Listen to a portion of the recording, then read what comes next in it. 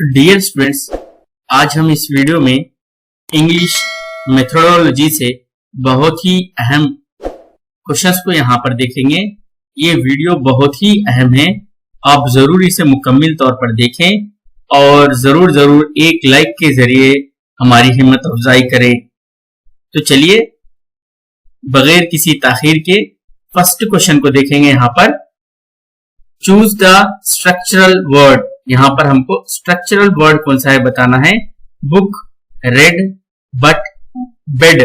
देखिए वर्ड दो तरीके के होते हैं, एक है स्ट्रक्चरल वर्ड और दूसरा होता है कंटेंट वर्ड्स। देखिए जिनको हम बता सकते हैं वो कंटेंट वर्ड्स कहलाते हैं और जिनका ग्रामर में इस्तेमाल होता है जैसा प्रीपोजिशन, हेल्पिंग वर्ब, वो तमाम स्ट्रक्चरल वर्ड्स कहलाते हैं। देखिए बुक, रेड, बेड, ये तमाम क्या है, यहाँ पर ये कंटेंट वर्ड है, लेकिन जो बट है यहाँ पर ये स्ट्रक्चरल वर्ड है। इस तरीके से यानी प्रीपोजिशन, कंजंक्शन और हेल्पिंग वर्ब वगैरह तमाम क्या कहलाते हैं, स्ट्रक्चरल वर्ड कहलाते हैं। तो यहाँ पर स्ट्रक्चरल वर्ड जो है वो बट है, यानी थर्ड ऑप्शन यहाँ पर करेक्ट है। चलिए सेकंड क्वेश्चन को देखेंगे। The reading that is useful for getting every detail of the text is, the reading that is useful for getting every detail of the text is, यानी तमाम text का detail मालूम करने के लिए जो रीडिंग की जाती है, तो जो यहाँ पर रीडिंग यानी यहाँ पर जो हम पढ़ते हैं यानी मुकम्मल मालूमात हासिल करने के लिए जो हम टेक्स्ट को यानी मवाद को पढ़ते हैं वो कौन सी रीडिंग कहलाती है। Extensive reading, intensive reading, slow reading या ग्राफिक रीडिंग। देखिए यहाँ पर एक्सटेंसिव रीडिंग जो होती है वो सप्लीमेंट्री रीडर को पढ़ने के लिए इस्तेमाल करते हैं एक्सटेंसिव रीडिंग का, और इंटेंसिव रीडिंग जो होती है वो मुकम्मल मालूमात हासिल करने के लिए यानी डिटेल टेक्स्ट के बारे में मालूमात हासिल करने के लिए जो रीडिंग होती है वो इंटेंसिव रीडिंग कहलाती है, यानी यहाँ पर ये सेकेंड ऑप्शन करेक्ट है। देखिए यहाँ पर जो कीवर्ड है वो every detail of the text है, जिसकी वजह से हम इसे इंटेंसिव रीडिंग कहते हैं, और एक्सटेंसिव रीडिंग जो है वो नॉन डिटेल के लिए इस्तेमाल होती है। अब यहाँ पर ये ग्राफिक रीडिंग से मुराद जिनको पढ़ना नहीं भी आए, अगर वो थम्स अप बॉटल के ऊपर अगर थम्स अप का सिंबल देखें तो उसे थम्स अप पढ़ सकते हैं, इसी को ग्राफिक रीडिंग कहते हैं। चलिए नेक्स्ट क्वेश्चन को देखेंगे। The purpose of activity packs prepared by a teacher is, the purpose of activity packs prepared by a teacher is. देखिए इसका यहाँ पर चार ऑप्शन क्या है देखेंगे। फर्स्ट ऑप्शन है to decrease the burden of the homework. देखिए यहाँ पर एक्टिविटी पैक्स का ताल्लुक होमवर्क से तो नहीं होता है। To increase the amount of homework, ये भी नहीं है। इसके बाद देखिए to encourage the children to finish their work in time, इससे भी इसका ताल्लुक नहीं है एक्टिविटी पैक्स का।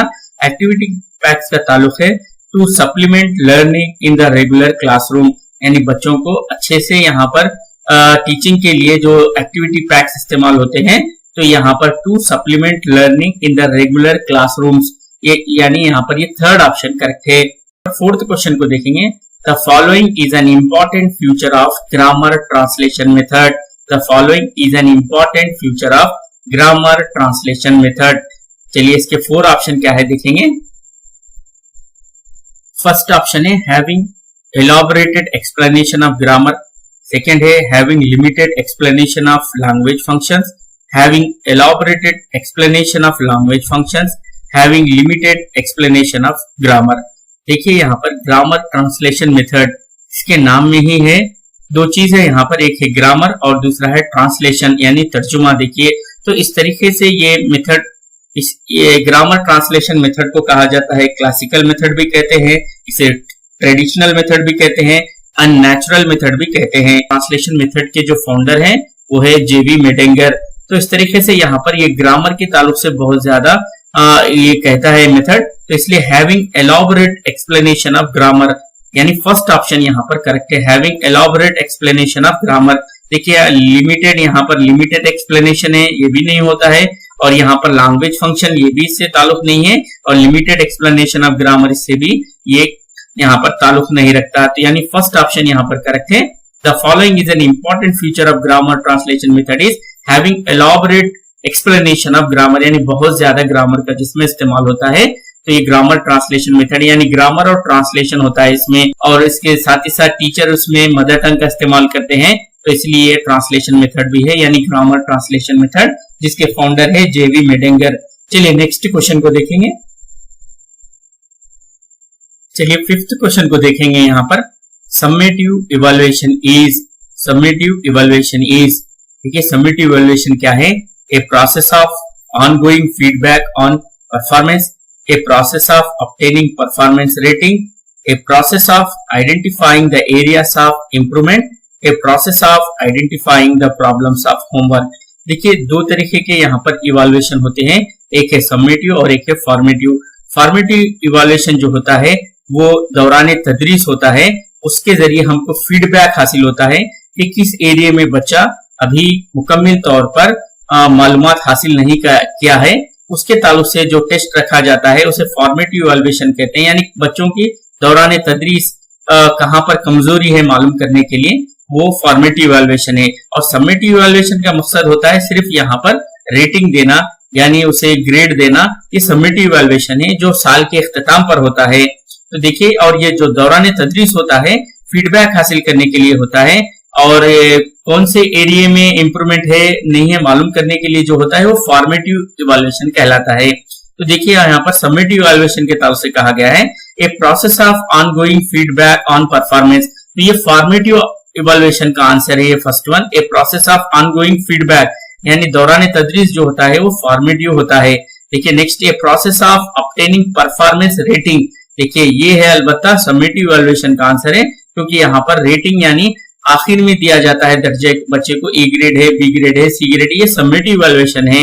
यानी जजमेंट के लिए जो होता है वो समेटिव इवैल्यूएशन होता है, इस लिहाज से यहाँ पर सेकंड आंसर करेक्ट है।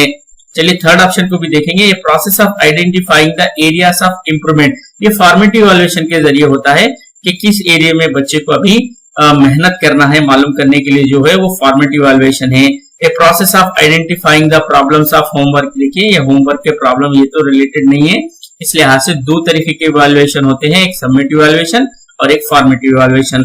तो यहाँ पर इसका आंसर कौन सा करेक्ट है? यहाँ पर सेकंड ऑप्शन करेक्ट है। चलिए नेक्स्ट क्वेश्चन को देखेंगे।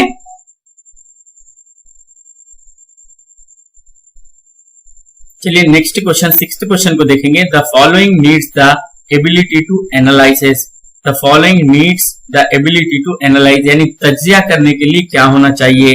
देखिए लिसनिंग टू कम्युनिकेट होना चाहिए, या लिसनिंग फॉर एंजॉयमेंट है, या लिसनिंग टू इवैल्यूएट है, या लिसनिंग टू सॉल्व प्रॉब्लम्स है। यानी तज्जिया करने के लिए हमको पहले सबसे पहले क्या करना चाहिए? लिसनिंग टू कम्युनिकेट का मतलब, देखिए यहाँ पर आपका नाम क्या है अगर हम पूछते हैं तो यहाँ पर हमको ज्यादा सोचने की, तज्जिया एनालाइज करने की जरूरत नहीं पड़ती, डायरेक्ट हम नाम बोल दे सकते हैं। तो लिसनिंग टू कम्युनिकेट नहीं हो सकता है।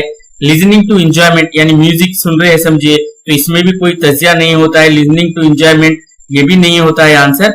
लिसनिंग टू इवैल्यूएट यहाँ पर थोड़ा सा हो सकता है, लेकिन लिसनिंग टू सॉल्व प्रॉब्लम्स यानी किसी मसले के हल के लिए हमको जरूर अच्छे से सुनना पड़ता है, एनालाइज करना पड़ता है। लिसनिंग टू सॉल्व प्रॉब्लम्स, तो एनालाइज करने के लिए लिसनिंग टू सॉल्व प्रॉब्लम यहाँ पर करेक्ट आंसर है, यानी फोर्थ ऑप्शन यहाँ पर करेक्ट है। चलिए नेक्स्ट क्वेश्चन को देखेंगे। Chinese whisper is an example of A, Chinese whisper is an example of a language game, language type, language structure, और एक देखिए यहाँ पर फोर्थ ऑप्शन है लैंग्वेज फंक्शन। तो यहाँ पर चाइनीज विस्पर जो है यानी कानाफूसी करना जो है ये एक लैंग्वेज गेम है, यानी फर्स्ट ऑप्शन यहाँ पर करेक्ट है। चलिए नेक्स्ट क्वेश्चन को देखेंगे। चलिए नेक्स्ट क्वेश्चन को देखेंगे। The method of teaching letters A B C followed by words is, यानी इस मेथड में पहले लेटर्स सिखाए जाते हैं, उसके बाद अल्फाज सिखाए जाते हैं, उस मेथड को क्या कहते हैं? The phonic method, the alphabetic method, the syllabic method, the word method. देखिए पहले लेटर्स यानी अल्फाबेट सिखाए जा रहे हैं, उसके बाद वर्ड सिखाए जा रहे हैं, इस मेथड ऑफ टीचिंग को कहते हैं द अल्फाबेटिक मेथड। देखिए ये अल्फाबेटिक मेथड यानी सेकंड ऑप्शन यहाँ पर करेक्ट है। और ये फोनिक मेथड क्या है? जिसमें प्रोनाउंसिएशन पर ज्यादा तवज्जो दी जाती है, इसे फोनिक मेथड कहा जाता है। साउंड यानी पहले वोवेल साउंड सिखाए जाते हैं, तो इसके बाद सिलेबल, फिर वर्ड और फ्रेजेस जिसमें बताए जाते हैं, वो फोनिक मेथड कहलाता है। फोनिक मेथड में प्रोनाउंसिएशन पर ज्यादा तवज्जो दी जाती है। और सिलेबिक मेथड में सिलेबल पर तवज्जो दी जाती है और वर्ड मेथड में वर्ड्स यानी पहले अल्फाज पढ़ाए जाते हैं। तो इस तरह इसका आंसर सेकंड आंसर यहाँ पर करेक्ट है। चलिए नेक्स्ट क्वेश्चन को देखेंगे। The following is not considered an authentic material to teach learn English. यहाँ पर देखिए नॉट कहा गया है, इसे भी हमको बगौर देखना होगा कि नॉट है या यस है उसमें। तो यहाँ पर the following is not considered an authentic material to teach और लर्न इंग्लिश।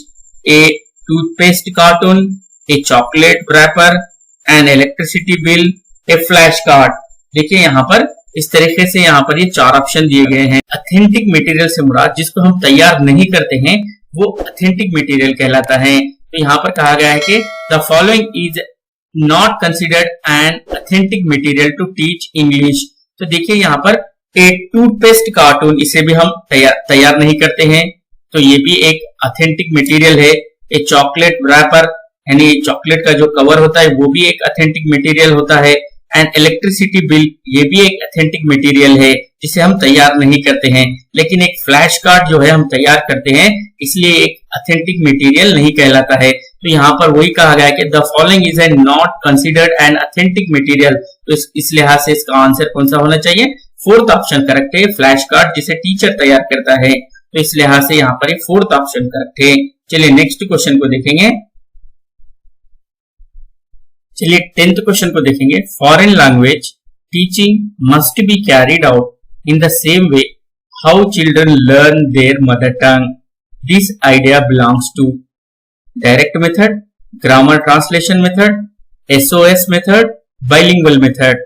देखिए यहाँ पर डायरेक्ट मेथड जो है ये, इसमें हम डायरेक्ट एक तस्वीर बताकर इसे हम दिस इज ए कैट यानी ये एक बिल्ली, बगैर इसे ट्रांसलेशन किए कि हम इसे दिस इज ए कैट यानी यहाँ पर हम उर्दू का बिल्कुल ही इस्तेमाल नहीं करेंगे। यहाँ पर एक हाथी की तस्वीर बताकर दिस इज एन एलिफेंट यानी डायरेक्ट हम उसे उर्दू में बोले बगैर ही इसे इंग्लिश में बताते हैं, तो उसे डायरेक्ट मेथड कहते हैं, जिससे बच्चों की फ्लुएंसी में, इंग्लिश फ्लुएंसी में इजाफा होता है, इसलिए ये डायरेक्ट मेथड है।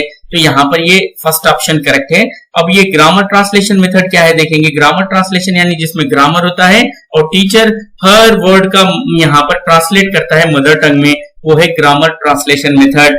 और एसओएस यानी ये क्या है? एसओएस यानी स्ट्रक्चरल ओरल सिचुएशनल अप्रोच जो है, ये मेथड जो है एसओएस मेथड जो है स्ट्रक्चरल ओरल सिचुएशनल अप्रोच यानी मौके के हिसाब से यहाँ पर एक स्ट्रक्चर होता है जो बच्चा मौके के हिसाब से इस्तेमाल करता है। जैसा कि shall I go to water यानी बच्चा शेल कहाँ पर इस्तेमाल करना है मौके के हिसाब से, मौके के हिसाब से जिस तरीके से बच्चे इस्तेमाल करते हैं इसे एसओएस मेथड कहा जाता है। यानी बाइलिंगुअल, अब देखिए नेक्स्ट जो है बाइलिंगुअल मेथड यानी यहाँ पर दो लैंग्वेज का इस्तेमाल होता है बाइलिंगुअल मेथड में। तो देखिए यहाँ पर बाइलिंगुअल मेथड जो है इसके जो फाउंडर है वो है सीजे डॉटसन। बाइलिंगुअल मेथड के जो फाउंडर है वो है सीजे डॉटसन। चलिए नेक्स्ट क्वेश्चन को देखेंगे।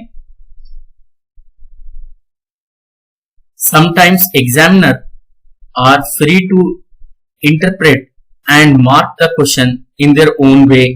This leads to perfection, proficiency, unreliability या reliability। तो देखिए यहाँ पर बाज औक़ात अगर कोई ऐसे हो जिसे स्टूडेंट लिखने पर अगर वो अच्छा भी लिखे तब टीचर उसका नाम पढ़ते ही स्टूडेंट का, अरे ये लड़का क्लास में बहुत गड़बड़ करता है, वो देखते हुए उसके मार्क्स को कम कर देते हैं, तो इसे क्या कहा जाता है? तो यहाँ पर इसे परफेक्शन कहा जाता है या प्रोफिशिएंसी कहा जाता है या अनरिलेबिलिटी कहा जाता है या रिलेबिलिटी कहा जाता है। तो देखिए इसे ऐसे टेस्ट को अनरिलेबिलिटी कहा जाता है, यानी यहाँ पर किसी का नाम देखकर या सूरत देखकर जहां पर मार्क्स कम ज्यादा किए जाते हैं उसे अनरिलेबिलिटी कहा जाता है, यानी यहाँ पर ये थर्ड ऑप्शन करेक्ट है। चलिए नेक्स्ट क्वेश्चन को देखेंगे। The following age is called single word stage. 3 to 9 months, 2 to 11 months, 7 to 10 months और देखिए नेक्स्ट वन है 11 to 18 months। तो यहाँ पर देखिए the following age is called single word stage, तो उसे कहा जाता है 11 to 18 months जो एज होती है उसे सिंगल वर्ड स्टेज कहा जाता है। इस तरीके से यहाँ पर 6 स्टेजेस बहुत अहम है आप जरूर उन तमाम को याद रखें। तो यहाँ पर सिंगल बोर्ड स्टेज जो है वो 11 to 18 मंथ्स है। चलिए नेक्स्ट क्वेश्चन को देखेंगे। फॉर्मेटिव इवैल्यूएशन इज, देखिए इससे पहले भी मैंने कहा है कि दो तरीके की जांच होती है, एक है समेटिव इवैल्यूएशन और एक है फॉर्मेटिव इवैल्यूएशन। समेटिव इवैल्यूएशन जो होती है वो होल सिलेबस के ऊपर होती है और अल्टीमेट फीडबैक रहता है उसमें, और क्या है उसमें ऑलराउंड डेवलपमेंट के ताल्लुक से होता है, वो है समेटिव इवैल्यूएशन। और जो ऑनगोइंग प्रोसेस है फीडबैक के लिए जो होता है वो फॉर्मेटिव इवैल्यूएशन होता है। तो देखिए यहाँ पर a process of conducting test on the whole syllabus, यहाँ पर होल सिलेबस कहा गया है, तो ये जो होल सिलेबस के ऊपर होता है ये समेटिव इवैल्यूएशन होता है, जिसमें रेटिंग दी जाती है, ग्रेड दिए जाते हैं। तो ये होल सिलेबस यानी ये समेटिव इवैल्यूएशन के ताल्लुक से है, तो यानी फर्स्ट ऑप्शन नहीं हो सकता है। तो process of ultimate feedback on performance, तो ये अल्टीमेट फीडबैक जो होता है ये भी समेटिव इवैल्यूएशन के ताल्लुक से होता है। तो यहाँ पर देखिए ए process of ongoing feedback on performance, यहाँ पर ऑनगोइंग फीडबैक कहा गया है, तो ये फॉर्मेटिव इवैल्यूएशन जो है ऑनगोइंग होती है, तो इसलिए दौरान तदरीस होती है, तो इसलिए ये थर्ड ऑप्शन यहाँ पर करेक्ट है। और फोर्थ ऑप्शन भी ये समेटिव इवैल्यूएशन से रिलेटेड है, process of assessing all round development कहा गया है, यानी ये भी समेटिव इवैल्यूएशन से रिलेटेड है। चलिए नेक्स्ट क्वेश्चन को देखेंगे। While searching for a particular train in the railway timetable, we use the following reading technique. देखिए यहाँ पर रेलवे टाइम टेबल को अगर हमको देखना हो तो हमें इसे गौर से देखना होगा। हर एक ट्रेन के बारे में वहां पर हमको पर्टिकुलर ट्रेन हमारे लिए कौन सी ट्रेन का टाइम चाहिए उसे मुकम्मल तौर पर स्कैन करना पड़ेगा, अच्छी तौर पर देखना पड़ेगा।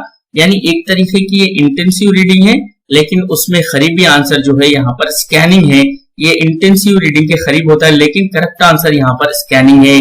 और स्किमिंग, देखिए यहाँ पर स्किमिंग जो है ये जैसा कि हम अगर न्यूज़पेपर में सिर्फ हेडिंग्स पढ़ते हैं, यानी मेन चीजों को देख लेने के लिए जो पढ़ते हैं उसे स्किमिंग कहा जाता है, ये एक्सटेंसिव रीडिंग के करीब है। तो यहाँ पर हमको केयरफुल देखना होगा कि यहाँ पर हमको खास तौर पर एक ट्रेन को देखना है, सर्च करना है।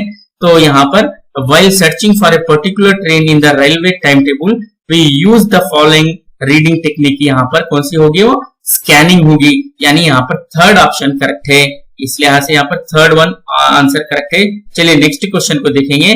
The following is not suggested to be prescribed in the supplementary reader as syllabus. The following is not suggested to be prescribed in the supplementary reader as a syllabus, यानी supplementary reader जो होती है, non detail जो होती है, उसमें क्या चीज नहीं होती है, स्टोरीज होते हैं, इंसिडेंट्स भी उसमें होते हैं, वाकयात भी होते हैं, डिस्क्रिप्शंस भी होते हैं, लेकिन पोएम्स नहीं होते हैं। तो इस लिहाज से यहाँ पर ये फोर्थ ऑप्शन करेक्ट है। The following is not suggested to prescribed in the supplementary reader जो है वो पोएम्स नहीं होते हैं उसमें। और जो सप्लीमेंट्री रीडर को पढ़ने के लिए जो मेथड होता है उसे एक्सटेंसिव रीडिंग कहा जाता है, एक्सटेंसिव रीडिंग कहा जाता है। तो डियर स्टूडेंट, यहाँ पर पार्ट 1 में हमने चंद इंग्लिश के मेथड्स के सवालात पे यहाँ पर पेश किया है। आप जरूर एक लाइक के जरिए हमारी हिम्मत अफजाई करें, और अभी तक आपने हमारे इस चैनल को सब्सक्राइब नहीं किया तो जरूर सब्सक्राइब करें। Thank you.